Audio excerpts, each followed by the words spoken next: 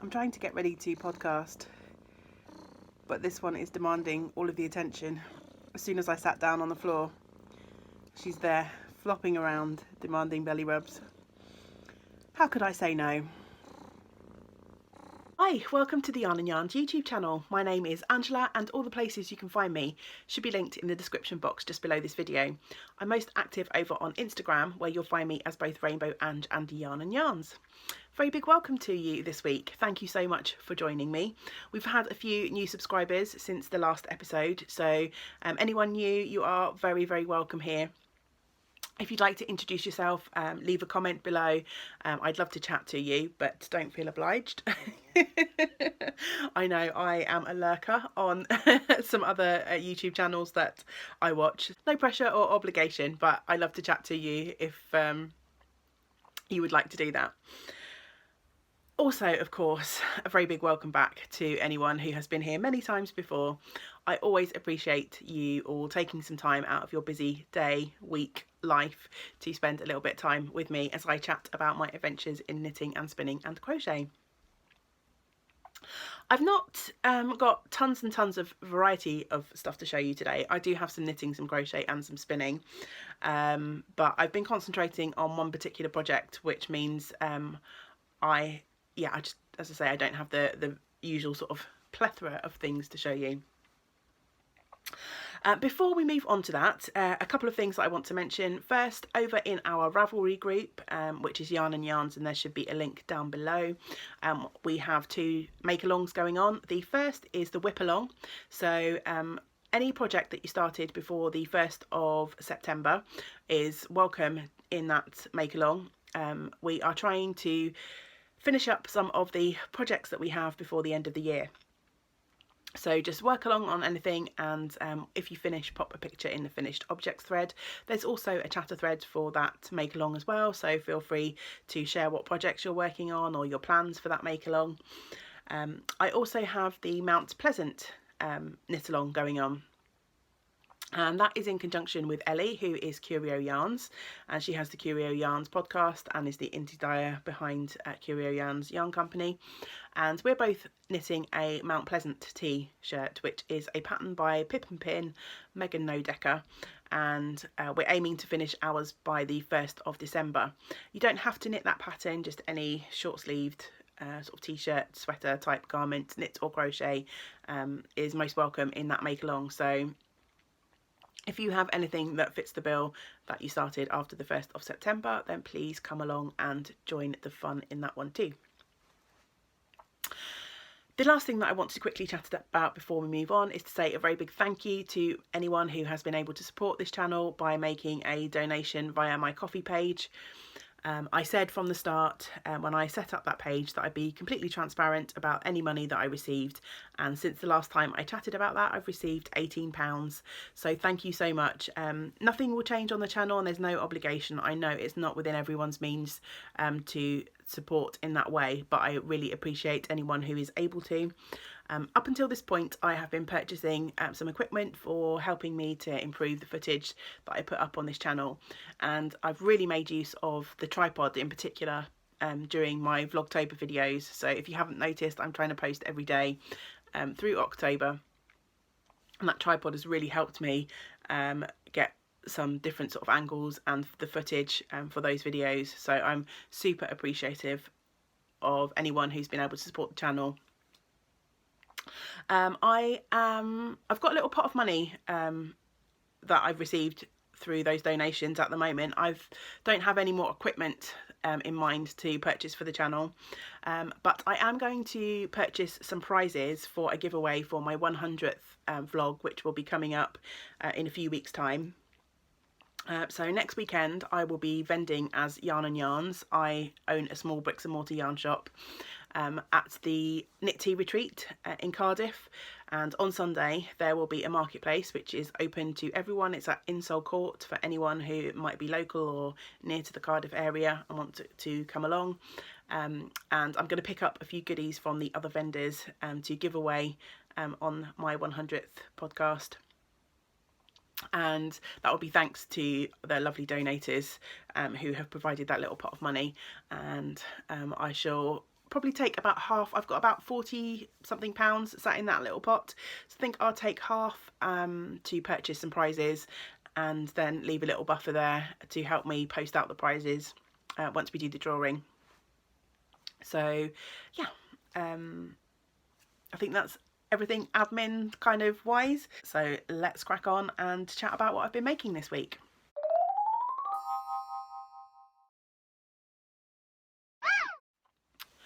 I'm going to start with crochet, and my crochet is probably the reason that I don't have my usual variety. If you've been here for a while, I usually manage to work on quite a few different things throughout the week, but I've spent a lot of time working on my crochet this week, probably 3-ish evenings, which means I haven't done as much knitting as I usually do, but that's absolutely fine. I set myself a few goals for October back at the start of the month, and one of those was to work on my Babette blanket. And Babette blanket is, I have the pattern in this really old issue of Interweave Crochet. It's from spring 2006, so it's a very old one, and I actually picked this up in a charity shop a couple of years ago. I was really attracted to this lovely colourful blanket. There's nothing rocket sciencey about it. It's solid granny squares in different sizes all joined together. So last year I purchased some yarn when I was in London from Loop, and it's this Cama Rose 100% organic wool yarn, and it's really lovely to work with. It's not super soft to the feel. It's got a bit of sort of toothiness about it. But it's going to make a lovely warm little blanket. And so this month I've been trying to work through the 6 round granny squares that are required in the pattern, and there's 16 of them altogether, and I've managed to finish 15, which is fantastic. So last week I had 4, this week I've made 11. So these are the squares in question. All the ends are woven in as well. I spent an hour or so, maybe 2, on Saturday night, just weaving in all of my ends, so these squares are nice and finished, which is brilliant. The reason I only have 15 out of the 16 is that I've run out of yarn. With the exception of the mustard and the sort of rusty orange, which I purchased 2 balls of, I only picked up 1 ball of each of the other colours, and so I am now completely, bar a couple of inches of most of the colours, out of yarn. So I've come to a bit of a halt on this project now until I can pick up some more. I'm hoping I'll still be able to purchase it from Loop. I haven't actually been onto their website to check because I know the temptation will probably be too much, and I will just pop it all in my cart and buy it. And I'm trying not to do that. I've already purchased some fibre this month, and we've got the Knit Tea Retreat Marketplace coming up next weekend, so I don't want to go crazy, spend all of the pennies when I need to really just keep track of what I'm spending at the moment. So I've got the 16th square is started. I've got 3 rounds of that with the colours that I had left over. So this project is now going to go on the back burner for a little bit until I'm able to purchase some more yarn. There's an outside chance that I might actually visit London in the next few weeks. My partner James is working away in London at the moment in the week, and he's home at the weekends. And if that continues for another few weeks, then I think I might take a couple of days off and go down and join him. So he'll have a little bit of company in the evenings, and I'll have, you know, the days to myself while he's at work. I can go around to do a few touristy things and maybe visit Loop to see if I can pick up some more yarn. If that doesn't happen, then I'll definitely hop onto their website and see if I can get some. If I can't, then I will obviously swap in some other yarns. I've got some yarns that I think are fairly close in my stock at the shop that I could use, but I really want to try and stick to these colours if I can. So yeah, I'm really pleased to have knocked that off of my October goal, but now this one is going to sit and languish for a little while until I can pick up some more yarn. That project is actually living in a tote bag that I was given at Loop when I purchased the yarn. So I've got all of the other squares that I've made are in a bag. I've got some 2 round granny squares and some 4 round granny squares in there. So yeah, I've got a nice big stack. So everything in this bag is now made up squares waiting to be joined together.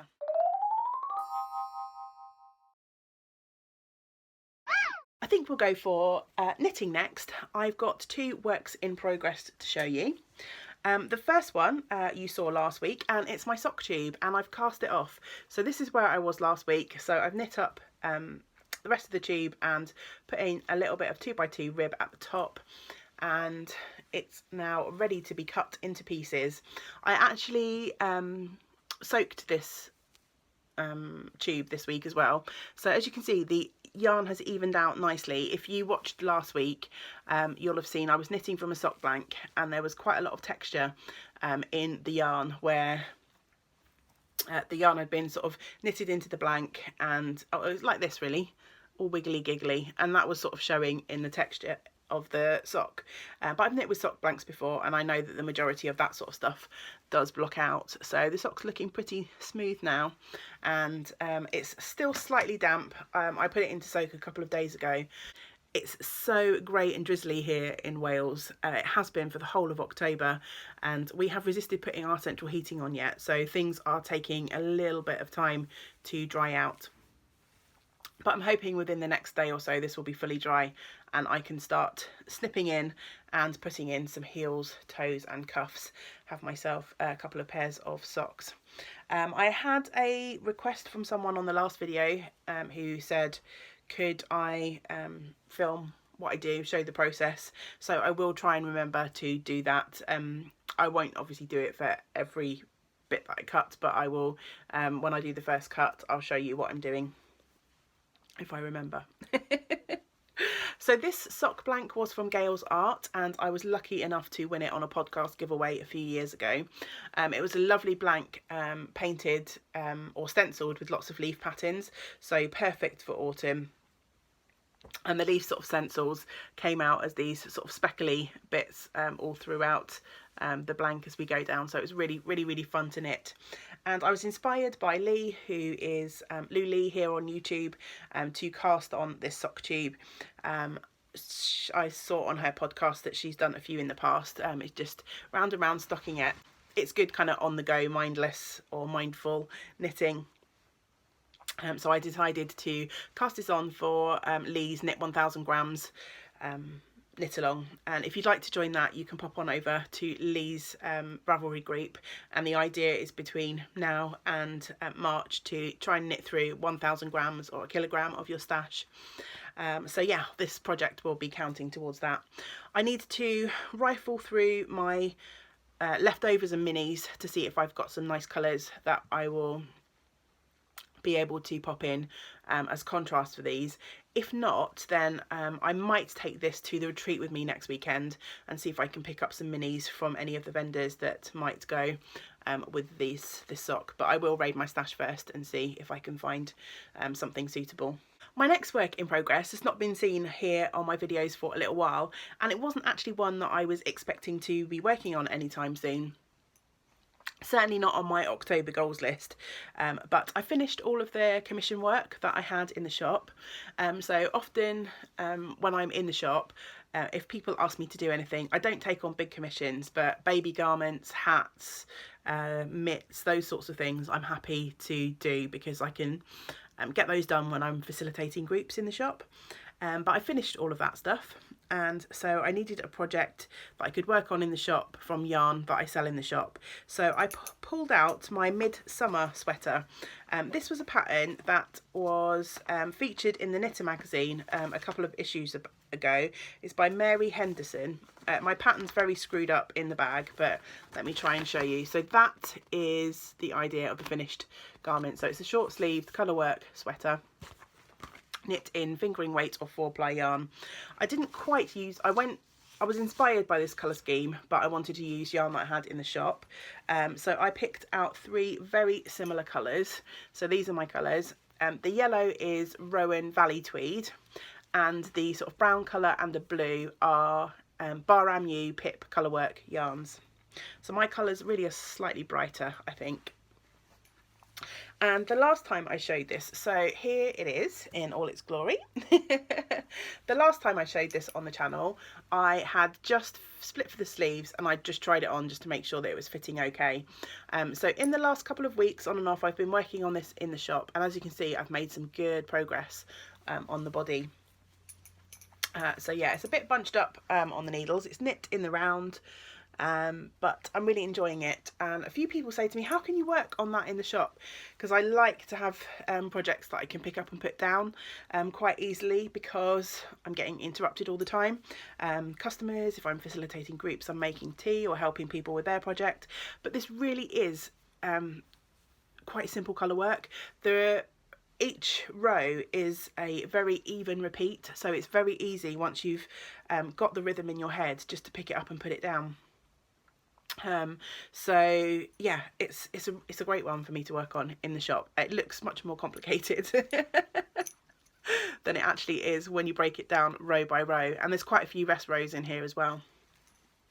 The top part of the sweater has been blocked, so you can see that's looking quite neat and tidy. Obviously from the underarms down has not yet been blocked, so you can see the difference in the sort of two fabrics before and after blocking, but I know that this will even out and look nice once I get it done. So I'm just working on down the body now, and I'm following the same sort of repetition of the charts until the body's as long as I want it.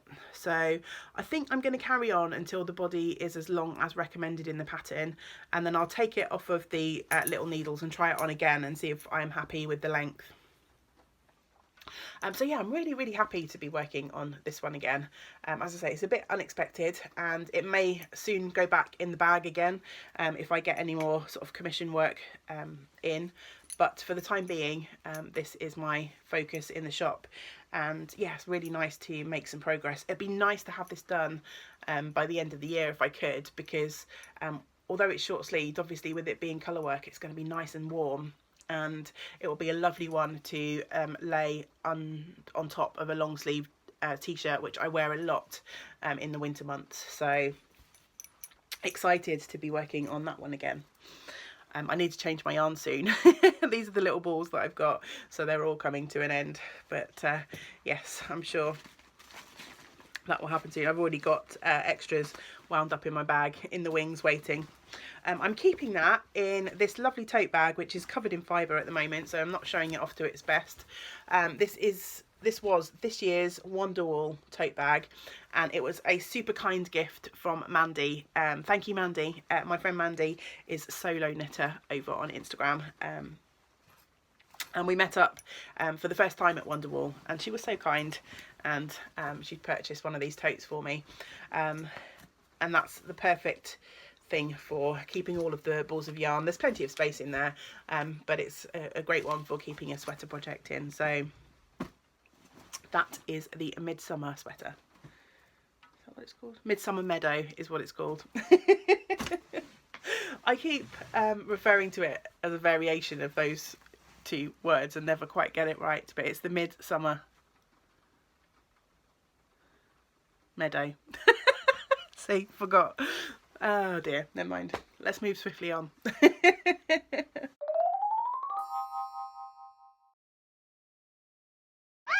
Okay, so for spinning this week, I'm frustrated because I didn't get to the drop spindle spinning that I'd hoped to get to, but it's on my to-do list for today. I've got tons of things to do today, but that's another matter. Hoping to get my drop spindling started. Anyway, on my wheel, last week I think I briefly chatted about the lovely autumnal merino that I've been spinning, which was a gift from Caroline, who is Colourful Creativity everywhere online, including here on YouTube, and she gifted me this set of fibre that had been sort of twisted together in a braid. I've been spinning my way through, and I'm hoping to make some fingerless mitts, and I think I showed off 3 of the colours maybe, and the other one was soaking and blocking. So I've now finished spinning all 4 of those colours, and they look glorious together, don't they? This mustard was the worst one to spin. The fibre was quite compacted, so drafting it to give a consistent spin was quite difficult, and this is the one that I've actually got the least amount of meterage from. These two are fairly comparable. I've got close to 60 odd meters in 20-ish grams of each of those, and then I've got more like 50 to mid 50 from these last two. but hopefully I'll be able to split these in two and make myself either some wrist warmers or some fingerless mitts in a striped sequence. So I should be able to cast those on soon now that they're done. So yeah, as I say, they were 20 grams each of fibre. I've done a traditional 2-ply because I wanted to try and get a reasonably fine yarn. I do struggle to spin as fine as I want to, but I'm getting there. Every spin is an improvement.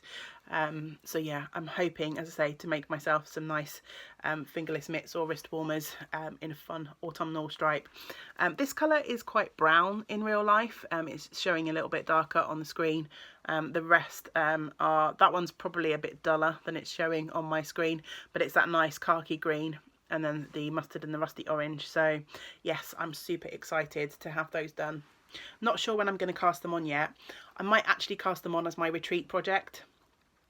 I spun these up as part of the Knit Tea Retreat Make Along, as this fibre was gifted me by Caroline, who I met at the retreat last year. So yeah, I might cast these on as a nice sort of round and round project for the retreat. I'll see.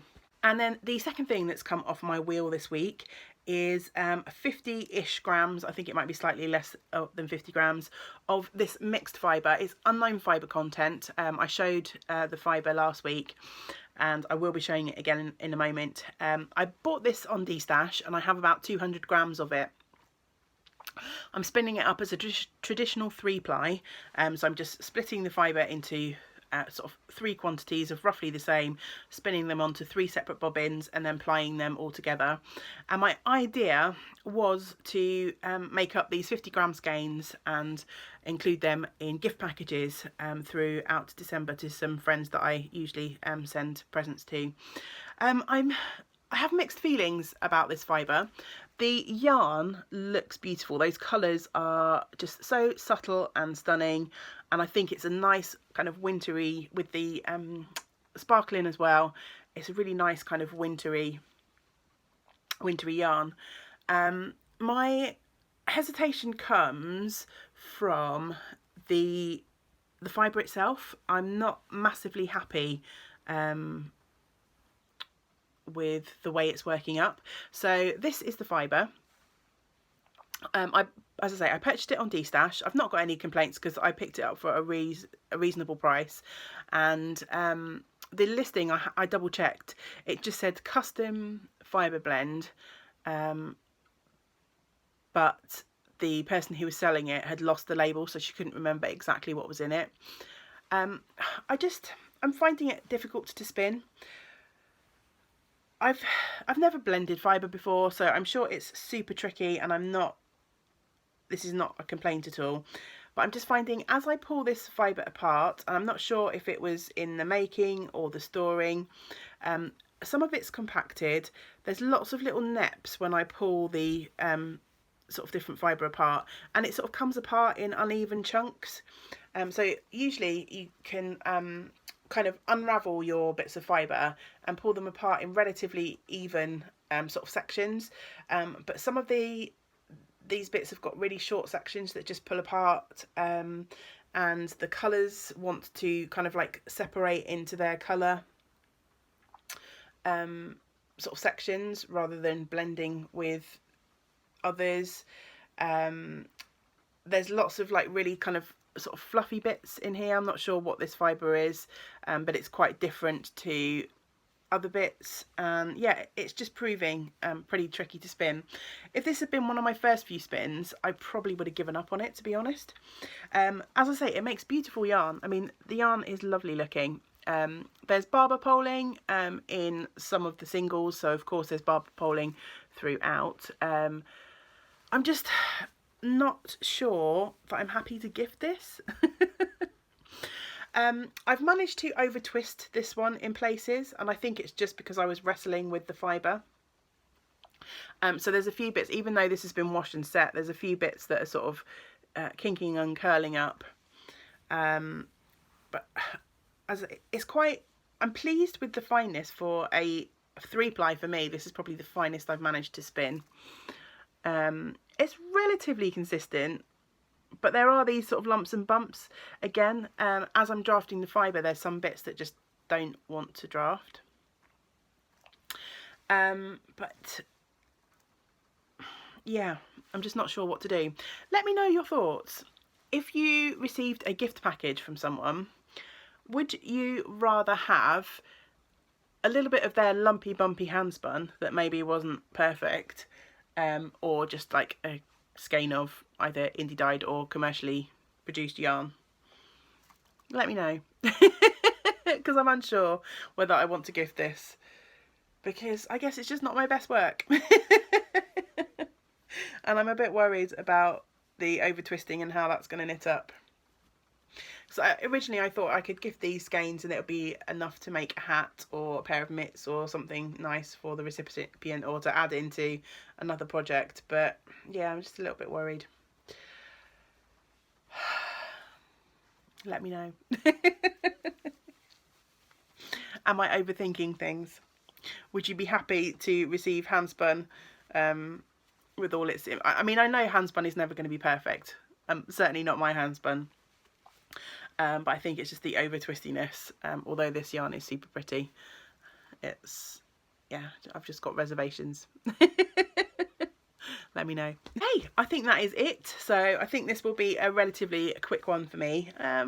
Maybe not too bad. I try and keep them around 30 minutes or so. Sometimes it's a little bit over, sometimes a little bit under. But yes, we've been through everything. This week I have, what have I got? Oh, I'm not sure what's going to happen in the coming week, both with Vlogtober, and also it's likely that there won't be a regular podcast next week. As I say, the Knit Tea retreat is happening next week, so I'll probably have more limited time to film. And next Monday, Caroline and her husband are staying with me through the retreat. They'll still be here, so I usually record on a Monday. So if I disappear for a week or a few days for Vlogtober, then don't panic, I'm okay. I'm just having fun and not having the opportunity to record. So we shall see. I need to start another pair of bed socks for James's gran. If you watch my Vlogtober videos, you will know that the pair of socks that I showed off last week, I sent off to her, and they're too small because I was given the wrong information about her foot size. She lives in England, over the other side of the country, so she's not nearby for me to sort of try things on. Frustratingly, it turns out she has the same size feet as me, so I could have been trying them on, and yeah, anyway. These things happen, so I need to get back on that. And I'm hoping to start a new crochet project this week. I need a bit of a crochet to replace my Babette blanket until I can get some more yarn.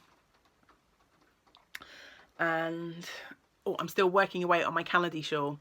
Canady is kind of my top of my October to-do list, and I did make a little bit of progress on that this week, but I didn't bring it up to show you because it's still bunched up on the needles and I didn't finish that big orange section as I was hoping to, so it didn't look much different to last week. So I figured there was not much point in bringing that along to show you this week, but hopefully next week there'll be some progress to see. And I'm also going to be starting on the next lot of this fibre. So yes, I have plans. They'll keep me busy, I'm sure. But for now, I am going to sign off, say goodbye, and I hope that you have a wonderful week, maybe two if I'm not here next week, and that you get to do some of the things that you enjoy. And until next time, great big woolly hugs to you all. Bye for now.